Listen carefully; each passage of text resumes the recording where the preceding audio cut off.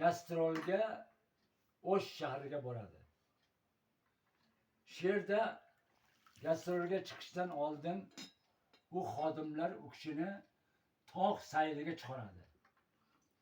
Tog' sayliga chiqargandan keyin u kishi o'sha manzilga o'tib yaxshi gurunglashib dam olib o'tirgan vaqtda bir qo'shiqni bastalaydi. Bu qo'shiq o'sha O'sh shahriga taalluqli Shildir shildir deyiladi. Shuni biz sizlarga aytib o'tmoqchiman.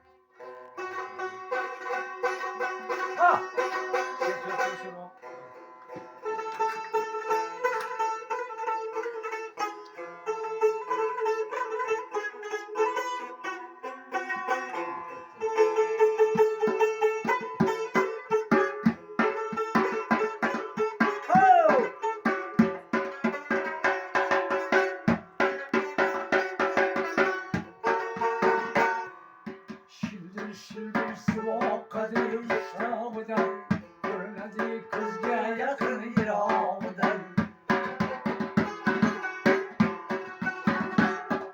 Shildir shildir suvoq qadir shtog'idan ko'rinadi kuzga yaqin yirog'idan.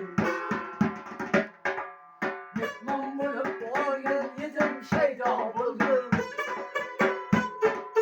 Mehmon bo'lib borgan edim shaydo bo'ldim. Ishlik qizini ichib sevgi bilan.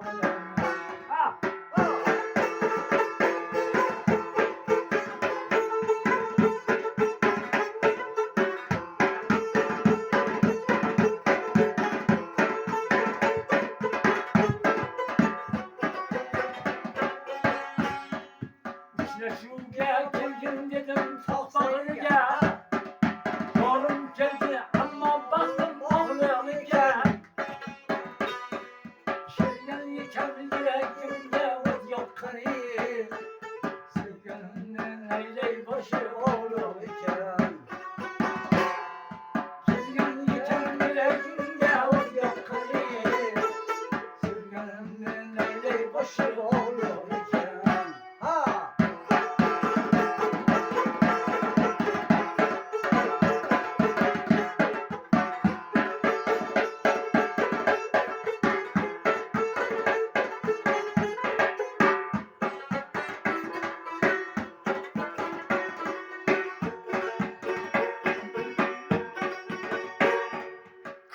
Kuylay qaytarib oldim armon bilan.